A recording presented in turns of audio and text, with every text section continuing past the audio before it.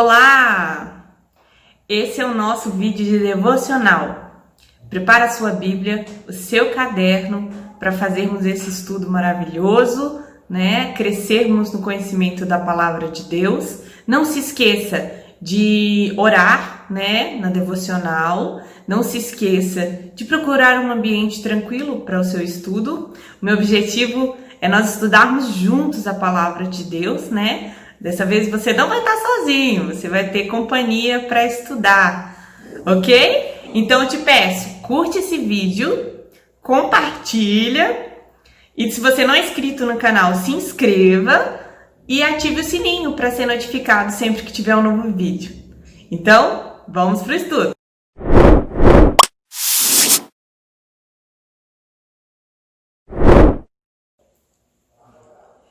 Olá, essa é a nossa devocional de número 29 e hoje nós vamos ler Romanos do 19 ao 23. Vamos à leitura. Falo como homem, por causa da fraqueza da vossa carne, assim como oferecestes os vossos membros para a escravidão da impureza e da maldade para a maldade, assim oferecei agora os vossos membros para servirem à justiça para a santificação. Porque quando ereis escravos do pecado, estáveis isentos em relação à justiça.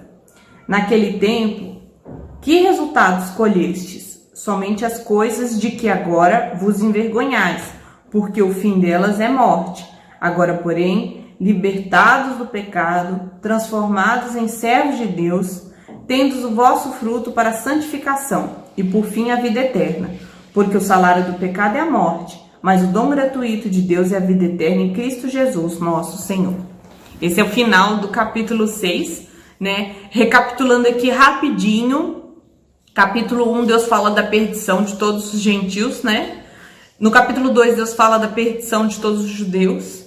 E na primeira metade do capítulo 3, Paulo fala sobre a perdição de todos, né? Onde tem aquele versículo, pois todos pecaram e carecem da glória, da glória de Deus.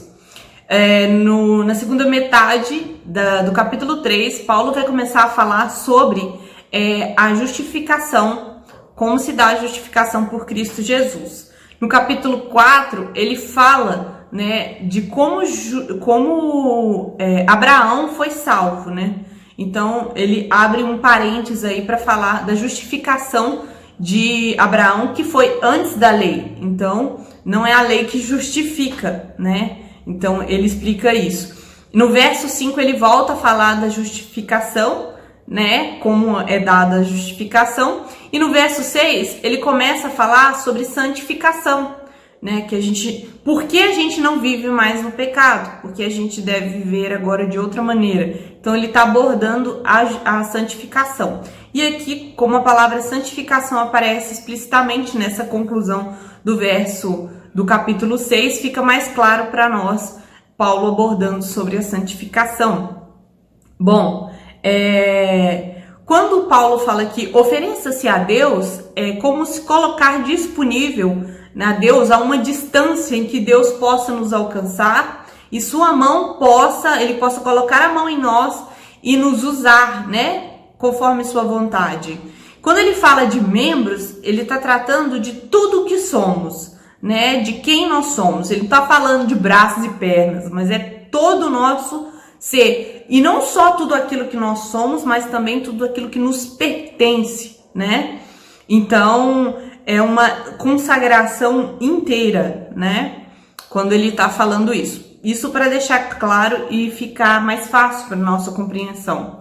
Quando Paulo inicia aqui, falo como um homem por causa da fraqueza da vossa carne, é porque aqui ele está usando uma linguagem mais simples para que possam entender, né? Para que possam compreender.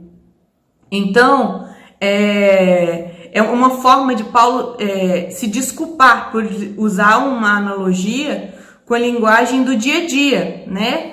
Mas ela não é perfeita e completa, né, essa analogia. Mas é para facilitar o entendimento. Ela vai cumprir o propósito de explicar o que ele quer dizer, né? ela terá utilidade na compreensão da mensagem. Na mesma intensidade, né? Aqui, foi o cachorro, desculpe. Então, no verso 19, quando Paulo fala, assim como oferecestes os vossos membros para a escravidão da impureza e da maldade para a maldade, assim, nesse ponto, Paulo está se referindo à intensidade. Da mesma maneira, né? Assim como da mesma maneira que você se ofereceu, né? Os vossos membros. Então, nessa mesma intensidade, nessa mesma proporção, aí ele continua, né? Assim oferecei agora, quer dizer, numa situação diferente, que você já não é mais escravo do pecado, os vossos membros para servir a justiça para a santificação. Nessa mesma intensidade em que você pecava, em que você sentia prazer no pecado, né, em cometer estes atos, né, que vão contra a lei de Deus, né, com a alegria, com a dedicação, com o empenho, agora também você deve se oferecer, né, seus membros, tudo que você é, tudo que você tem, né, a obediência a Deus para a santificação, né? E aí no 20 ele vai falar o seguinte, para servirem a justiça para a santificação, porque quando eres escravos do pecado, estáveis, isentos em relação à justiça, quer dizer, quando você era escravo do pecado, você não tinha compromisso com justiça. Você não se interessava, você não queria, você não sentia nenhum dever para com a justiça, né? Mas, o que ele quer dizer isso? Havia essa isenção porque o seu senhor era outro, né? Então, você servia o seu senhor, que era o pecado. Então, 21 vem contrapondo isso, né? Naquele tempo, que resultados colhestes. Aqui, Paulo está chamando os leitores a uma reflexão sobre quem nós éramos na escravidão do pecado. O que a gente colheu disso?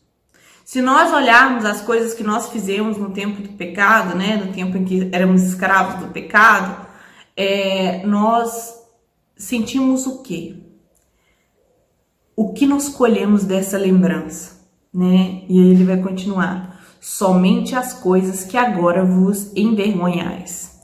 Talvez se você perguntasse naquela época sobre as coisas que você fazia, você diz, não, eu vivo a vida que eu quero, eu gosto do que eu faço, do jeito que eu levo minha vida e tal, estou muito feliz assim. Mas hoje, quando você não é mais escravo do pecado, você olha as coisas que você fazia antes, o que você sente com relação a elas? O que você colhe dessa lembrança? Vergonha. Somente vergonha. Porque antes você tinha como referência o mundo, seus desejos, as concupiscências, os outros que faziam as mesmas coisas, gente pior do que você. Hoje você tem como referência um Deus santo.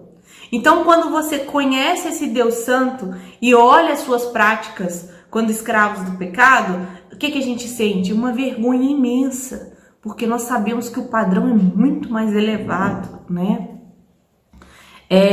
Porque o fim delas é a morte. A gente sabe que isso não leva ninguém, nem a nada, né? Nos leva à morte, nos leva à condenação. Então, nenhuma dessas práticas nos traz orgulho. Infelizmente, a gente vê alguns equívocos na hora de dar testemunha, que a pessoa conta como era a sua vida, né? Então, às vezes ela conta aquilo como algo a que se gabar, algo de bom, algo de excelente, né?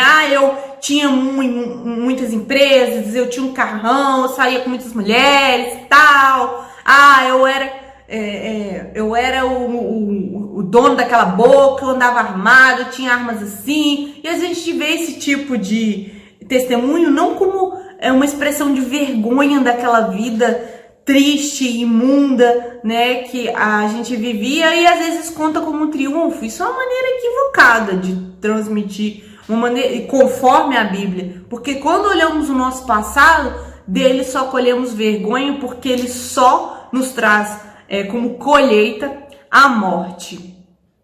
E prosseguindo aqui, né, Paulo pede para que seus leitores que lembrem qual foi o que foi que eles escolheram do pecado, que nós falamos que foi a morte, né, que isso é somente motivo para nos envergonharmos hoje, porque nós não tínhamos consciência das coisas imundas que fazíamos, né,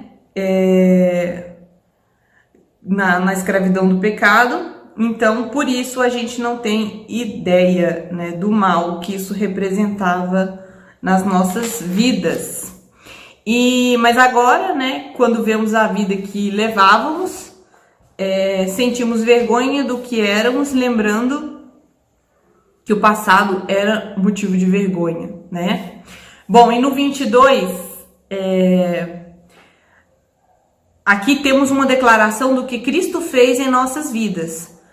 Esse agora que Paulo inicia o verso 22 é um agora escatológico. Significa o quê? É uma interrupção de Deus, né? É um rompimento de uma vida velha para uma nova vida. Então, aqui diz: agora, porém, libertos do pecado, transformados em servos de Deus, tendes o vosso fruto para a santificação e, por fim, para a vida eterna. Então, aqui vem esse início, né? Esse agora, porém, né? Nós vemos aqui algo muito bom, em que Deus muda a nossa história, né? Deus interrompe aquele destino certo que era a vida na escravidão do pecado.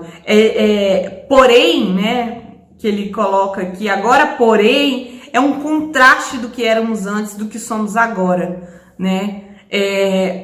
Antes, foi o que nós dissemos no verso anterior, vivíamos uma vida vergonhosa, mas agora, libertos do pecado, feitos servos de Deus, né? Então, isso é maravilhoso. E qual a consequência de ser servos de Deus, né? Ofereçam-se a Deus para santificação. Então, aqui nós vemos também no 22, né? Pecado, transformados em servos de Deus, mudou nossa condição. Agora somos servos de Deus e não do pecado.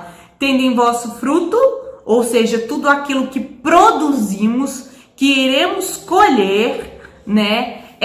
Para santificação, com o propósito de santificação e como consequência, como objetivo final, né, e conclusivo disso, a vida eterna. Então, assim, a história é outra, não é mais uma vida de vergonha que nos leva à morte, né? Agora é uma vida no qual os frutos são feitos servos de Deus, com frutos para a santificação, para a vida eterna, né? Isso é maravilhoso.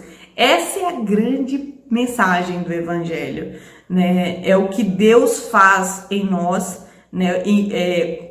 O que Ele nos torna, né? E como Ele transforma a nossa vida, né? Então, nós vemos aqui sempre que quando há um imperativo de Deus, né? Sempre vem logo o que Deus já tinha feito, né? No exemplo dos 10 mandamentos, primeiro Deus libertou. Lá nos 10 mandamentos, antes da exposição dos 10 mandamentos, fala: eu sou Deus que libertou, né? Vos libertou, né? Isso falando do cativeiro no Egito, né? E depois diz como eles devem viver. Primeiro Deus faz algo por nós e depois Ele nos mostra como devemos viver, o que devemos fazer. Então, assim, sempre quando Deus exige algo de nós, Ele já fez algo antes, né? Então, aqui nós vemos, né, que primeiro Deus nos libertou do pecado, nos transformou em servos de Deus, E aqui ele quer de nós frutos de santificação para a vida eterna. Então, veja que Deus faz primeiro, né? Ele faz primeiro antes de exigir de nós, né? E aqui o verso 23 vai concluir. Por quê? Né? Qual o motivo? Porque o salário do pecado é a morte. Então, assim, qual é o pagamento justo pelo pecado? Né? É a morte, é a condenação. Então, todo pecador que é condenado, ele só está tendo aquilo que é justo receber. O seu pagamento. Você não trabalhou para isso? Não foi esse o objetivo do seu trabalho? Né? Então, para o seu trabalho, temos o seu pagamento. Então, eu tenho um salário, né? O meu colega tem outro salário. Fazemos trabalhos diferentes. Então, para o trabalho dele, tem um salário justo. Para mim, tem um salário justo ao meu trabalho. Então, o salário do pecado justamente é a morte. Então, todo aquele que é condenado só recebe aquilo que lhe é justo, né? Quando é escravo do pecado. Mas aí Paulo não continua quando ele coloca o mas, né? Ele fala assim, mas o salário, né? Mas o salário de Deus é a vida eterna. Não! Ele coloca o seguinte, o dom gratuito de Deus. Significa que, mas aquilo que Deus lhe dá é de graça e é imerecido e é para a vida eterna, né? Aliás, o dom gratuito de Deus é a vida eterna em Cristo Jesus, nosso Senhor. A vida eterna, a salvação, a graça não é um pagamento merecido das nossas obras. Por quê? O que nós merecemos é a morte. E por causa da graça, da obra de Cristo, nós não temos o que merecemos. Nós temos algo que é imerecido. É um dom gratuito de Deus. É uma dádiva, é um dom, né? Que é a vida eterna em Cristo Jesus, nosso Senhor. Nosso Senhor, que agora é o nosso Senhor. Então, isso é maravilhoso para as nossas vidas, né? Então, primeiro Deus nos faz seus filhos, para depois Ele espera que nós vivamos como filhos dele, como servos dele, obedecendo de todo o coração, né? Frutificando para santificação. Então, assim, percebam isso, que a obra de Deus ela não é meritória. Ela não depende de que eu faça primeiro para então eu receber alguma coisa, como é nas outras religiões. Você vive uma vida conforme aquela religião determina para você ser contemplado com as promessas que aquela religião lhe promete. Aqui não! Primeiro Deus te livra do pecado, te faz servo de Deus, né? E depois Ele espera que você dê frutos de santificação. Primeiro Ele entrega seu filho à morte, né? E depois Ele espera que você desenvolva a sua salvação. Então, nós somos sim responsáveis diante de Deus, mas Deus faz primeiro e isso anda junto, né? Isso que é maravilhoso no Evangelho, né? Reflita, né? Que as aplicações, reflita do ponto de vista bíblico sua vida de pecado com vergonha. Então, não é para você remoer que vida horrível que eu levava e tal. Não é isso, né? Para você sentir, você tem que crer, faz parte, crer no perdão de Deus, que o sacrifício de Jesus foi perfeito o suficiente para cobrir os seus pecados. Existe algum pecado que o sangue de Cristo não seja o suficiente para cobrir? Então você não deve agir assim. Você não deve agir como quem não foi restaurado e perdoado. Mas olhe para suas obras com vergonha, porque elas são para a morte, as suas obras antes de Cristo, né? Agora, de repente eu tô falando com você que já nasceu num lar cristão, né? E glória a Deus por isso, porque às vezes você fica assim, não, mas né, minha conversão foi tão assim, ok, tão normal, eu nem fazia coisas tão terríveis. Não foi aquela conversão traumática. Eu era traficante, eu prostituía, eu fazia isso, aquilo, né? Então, Aí você fala assim, ah, não, foi tão cedo, será que não é melhor eu ir lá experimentar as coisas do mundo para isso tornar mais forte na minha vida, né? Não, você deve glorificar a Deus por ter te preservado.